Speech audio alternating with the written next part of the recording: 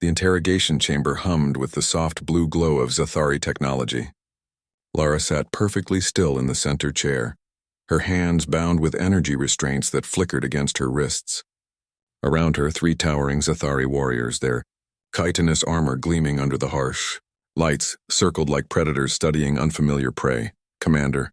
Zexthor reached for the small travel bag they'd confiscated when they'd captured the human shuttle. The girl had fought like a cornered beast despite being outnumbered 10-1. She'd sent 3 of his warriors to the medical bay before they'd finally subdued her with neural disruptors.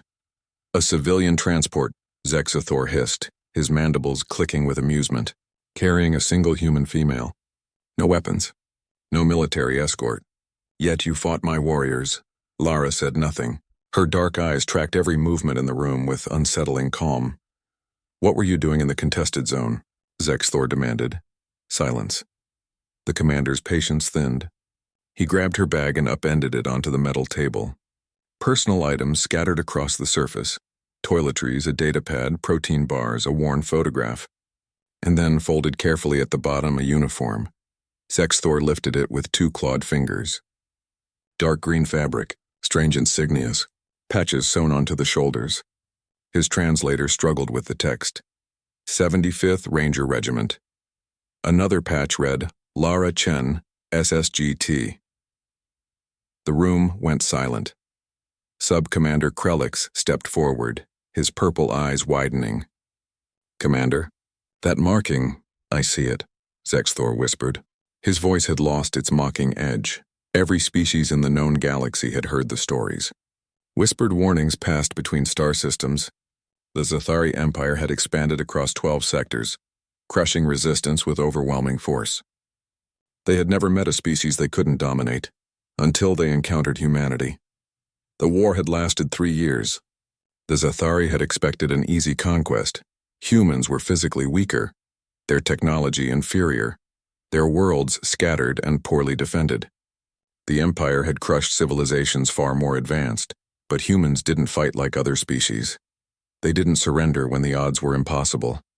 They didn't retreat when logic demanded it. They fought with a ferocity that defied all military doctrine.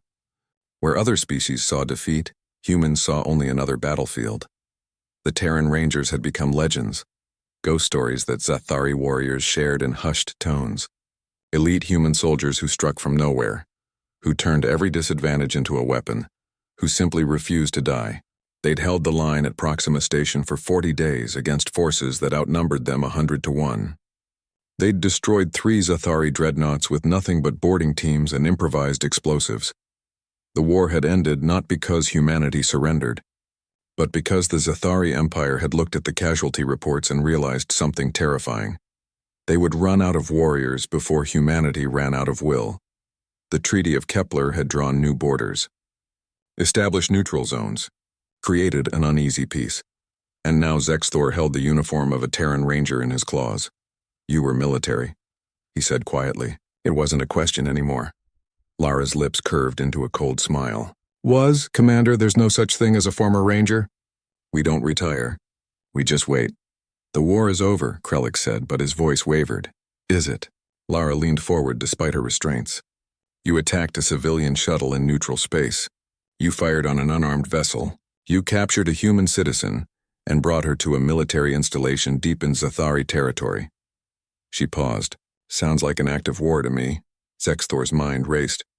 They'd been running interdiction missions in the contested zone for months, harassing human-civilian traffic, testing the boundaries of the treaty. Small provocations, nothing serious enough to restart the war, just enough to remind humanity that the Zathari Empire hadn't truly been defeated, merely paused. But if they'd captured a Ranger, where is Alo? Lara asked suddenly. Who? Zexthor demanded. The pilot of my shuttle. Young man, probably terrified out of his mind. Where is he? Holding cell 3 levels down, Krelix answered before he could stop himself. Lara nodded slowly. You have 1 hour to release both of us and return us to neutral space with a formal apology from your sector commander. You'll also provide full sensor logs of this incident to verify your treaty violation. Zexthor's mandibles spread in what might have been a laugh. Or what, human? You're alone, unarmed, in the heart of our territory. You have no leverage, don't I? Lara's smile widened.